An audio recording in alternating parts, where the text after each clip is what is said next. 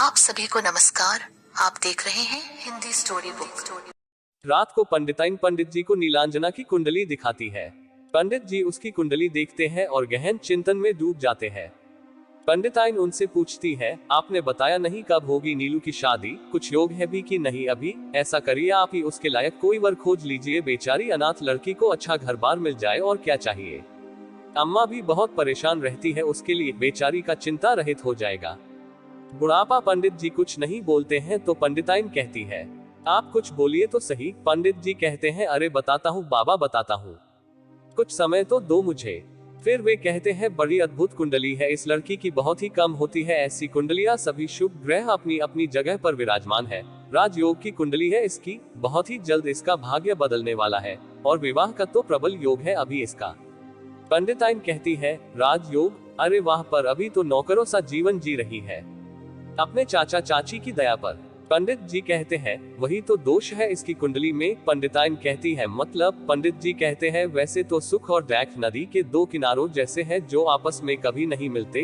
दुख होता है तो सुख नहीं, सुख होता है तो दुख नहीं, पर इसकी कुंडली में सुख के साथ दुख भी जगह बनाए बैठा है। अरे फिर पंडिताइन दुखी होकर बोली, अरे इतना परेशान होने की जरूरत नहीं है, यह तो जीवन की सच्चाई है, दुख सुख तो लगा ही रहता है। तुम तो अम्मा को खुशखबरी दे देना कि विवाह का प्रबल योग है और घर बैठे रिश्ता आ जाएगा। पंडिताइन खुश हो जाती है। हाँ कहती है, मैं कल सुबह ही अम्मा को बता दूंगी।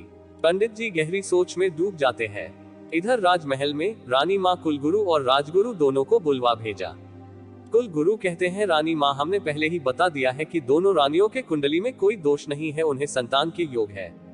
जो दोष है वह तो रजाजी की कुंडली में है। उनके सभी ग्रह विपरीत घर में बैठे हुए हैं और वह दोनों रानियों से मेल नहीं खाते, इसलिए संतान होने के योग तो बनते हैं मगर संतान प्राप्त नहीं हो पाती है।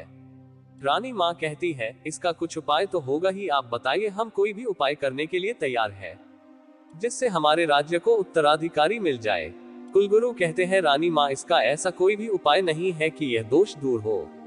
तो रानी माँ निराश होकर कहती है, तो क्या हमारा सूर्यमल निर्वंश ही रहेगा? राजगुरु कहते हैं, बस एक यत्न हो सकता है कि हम राजा जी का विवाह ऐसी कन्या से कर दे जिसके सब ग्रह सही जगह पर बैठे हो, जिससे दोनों कुंडलियों का मेल हो जाएगा और राज्य को उत्तराधिकारी प्राप्त हो जाएगा।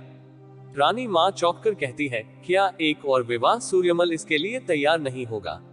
वो तो चंद्रप्रभा के साथ विवाह करने को बड़ी मुश्किल से तैयार हुआ था, पहले तो साफ मना कर दिया था, फिर उसकी सुंदरता देखकर हामी भर दी थी। राजगुरु कहते हैं, पर रानी माँ हमने सब तरफ से गणना करके देख ली है, इसका केवल यही उपाय है। रानी माँ कहती है, पहले तो सूर्यमल तैयार ही नहीं होगा, और अगर सूर्यमल तैयार हो भी गया तो ऐसी लड़की ढूंढेंगे कहाँ से? कलगुरु कहते हैं, इसके लिए मुश्किल तो होगी, पर आप चिंता ना करें, मैं अभी पूरे राज्य भर के पंडितों को एकत्र करके यह कह देता हूँ कि ऐसी कुंडली वाली लड़की किसी की नजर में आए तो हमें तुरंत अवगत कराएं। राजमाता गहरी सांस लेकर कहती है कि आप उस लड़की को ढूंढिए और सूर्यमल को मनाने की जिम्मेदारी हमरो रहेगी। राजमाता राजा सूर्यमल को अपने कमरे में बुलाती है। सूर्यमल आकर कहते हैं, रानी माँ आपने हमें याद किया। रानी माँ कहती है, बेटा आपसे बहुत जरूरी बात करनी है। जी कहिए ना, पहले वादा करो कि आप हमारी बात मानोगे। रानी माँ आप ऐसा क्यों कह रही है, हमारी तो जान भी आपके लिए हाजिर है, आप जो कहती है हम वह मानते हैं। सूर्यमल कहते हैं। रानी माँ कहती है, मगर यह बात अलग है, आपको हमसे वादा करना पड़ेगा। सूर्यमल कहते हैं, ठीक है वादा, अब तो बताए।